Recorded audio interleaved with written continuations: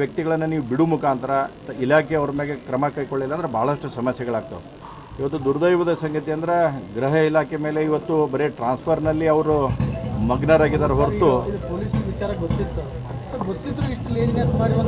ನೋಡಿ, ಇವತ್ತು ಈ ಹುಡುಗಿ ಸಾವಿಗೆ ಕಾರಣ ಆಗೈತೆ ಅಂತಂದ್ರೆ ಅವತ್ತಿನ ದಿವಸ ಏನು ಒಂದು ವಾರದ ಹಿಂದೆ ಈ ಘಟನೆ ನಡೆದಾಗ ಯಾವಾಗ ತಿಳಿದ ತಕ್ಷಣ ಅಜ್ಜಿ ಮತ್ತು ಅಜ್ಜಿಯ ಈ ವಿದ್ಯಾರ್ಥಿ ಈ ಏನು ಕೊಲೆಯಾಗಿದೆ ಹುಡುಗಿ ಅಂಜಲಿ ಅವರ ತಂಗಿ ಇಬ್ಬರು ಹೋಗಿ ಪೊಲೀಸ್ ಸ್ಟೇಷನ್ಗೆ ಹೋಗಿ ಹೇಳಿದ್ದಾರೆ. ಆದರೆ ಇವತ್ತು ದಿವ್ಯ ನಿರ್ಲಕ್ಷ್ಯವನ್ನು ವಹಿಸಿದ ಕಾರಣಕ್ಕಾಗಿ ಇವತ್ತು ಈ ಕೊಲೆ ಆಗಿದೆ ಅನ್ನುವಂಥದ್ದನ್ನು ಭಾಳ ಸ್ಪಷ್ಟವಾಗಿ ಕಾಣ್ತಾ ಇದೆ. ಅವತ್ತೇನಾದರೂ ಪೊಲೀಸ್ ಇಲಾಖೆಯವರು ತಕ್ಷಣ ಕ್ರಮ ಕೈಗೊಂಡಿದ್ದು ಅವತ್ತೇ ಅವನು ಕರೆಸಿ ಅವರು ಮಾತಿನಲ್ಲಿ ಹೇಳಿದ್ರು ಅಂತಂದರೆ ಬಹುಶಃ ಈ ಹತ್ಯೆ ಆಗೋಕ್ಕೆ ಸಾಧ್ಯದಿಲ್ಲ. ಇವತ್ತು ಪೊಲೀಸರ ವೈಫಲ್ಯ ಇದರಲ್ಲಿ ಭಾಳ ಸ್ಪಷ್ಟವಾಗಿ ಎದ್ದು ಕಾಣ್ತಾ ಇದೆ. ಅದರ ಜೊತೆಗೆ ರಾಜ್ಯ ಸರ್ಕಾರ ಕೂಡ ಇವತ್ತು ವೈಫಲ್ಯ, ಇಡೀ ರಾಜ್ಯದಲ್ಲಿ ಕಾನೂನು ಸುವ್ಯವಸ್ಥೆ ಅನ್ನೋದು ಹದಗೆಟ್ಟು ಹೋಗಿದೆ ಅನ್ನೋಂಥದ್ದನ್ನು ಭಾಳ ಸ್ಪಷ್ಟವಾಗಿ ಹೇಳ್ತಾ ಇದ್ದೇನೆ.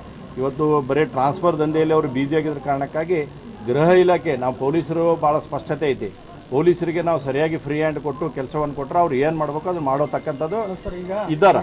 ಆದರೆ ದುರ್ದೈವ ಅಂತಂದರೆ ಇವತ್ತು ಈ ರೀತಿಯಾದಂಥ ಹೇಳಿಕೆಗಳನ್ನು ಕೊಡೋ ಮುಖಾಂತರ ಪೊಲೀಸರನ್ನು ದಿಕ್ಕು ತಪ್ಪಿಸುವಂಥ ಕೆಲಸವನ್ನು ಕೂಡ ಇವತ್ತು ಆಗ್ತಾ ಇದೆ. ಪೊಲೀಸರಿಗೆ ಫ್ರೀ ಹ್ಯಾಂಡ್ ಅನ್ನುವಂಥದ್ದು ಯಾವುದೂ ಕೂಡ ಇಲ್ಲ. ಆ ಕಾರಣಕ್ಕಾಗಿ ರಾಜ್ಯ ಸರ್ಕಾರನೇ ಸಂಪೂರ್ಣ ಇದರ ಹೊಣೆಯನ್ನು ಹೊರಬೇಕಾಗತ್ತೆ. ಯಾಕಂದ್ರೆ ಒಂದು ವಾರ ಇನ್ನು ಹೇಳ್ಯಾರ ಇನ್ನು ಹೋಗಿ ಈ ರೀತಿ ಆಗೈತಿ, ನೇಹ ಹತ್ಯೆ ಏನಾಗೈತಿ ಅದಕ್ಕಿಂತ ಕೆಟ್ಟ ನಿನ್ನ ಹತ್ಯೆ ಮಾಡ್ತೀನಿ ಅಂತ ಹೇಳಿದ ಮೇಲೂ ಕೂಡ ಇವತ್ತು ಇಲಾಖೆ ಕ್ರಮ ಕೈಗೊಳ್ಳೋದ ಕಾರಣಕ್ಕಾಗಿ ಒಂದು ಅಮಾಯಕ ಯುವತಿಯ ಕೊಲೆಗೆ ಸರ್ಕಾರನೂ ಅಷ್ಟೇ ಕಾರಣ ಅನ್ನುವಂಥದ್ದನ್ನು ಭಾಳ ಸ್ಪಷ್ಟವಾಗಿ ಹೇಳ್ತಿದ್ರು. ನೇಹ ಕೊಲೆ ಆದಾಗ ಮಾಡಿತ್ತು ಕೇವಲ ಬಿಜೆಪಿ ಹೋರಾಟ, ಹಿಂದೂ ಮುಸ್ಲಿಂ ಇದ್ರೆ ಮಾತ್ರ ಬರುತ್ತೆ, ಇಂಥ ಟೈಮಲ್ಲಿ ಬರಲ್ಲ ಅಂತ ಒಂದು ಆರೋಪಕ್ಕೆ ನೋಡಿ, ನಾವು ಭಾಳ ಸ್ಪಷ್ಟವಾಗಿ ಹೇಳ್ತೀನಿ, ಕೊಲೆಯದು ಜಾತಿಗೆ ಸೀಮಿತ ಆಗಿರೋಂಗಿಲ್ಲ ಯಾವುದು ಕೂಡ ಒಂದು ಕೊಲೆ ಅನ್ನೋಂಥದ್ದನ್ನು.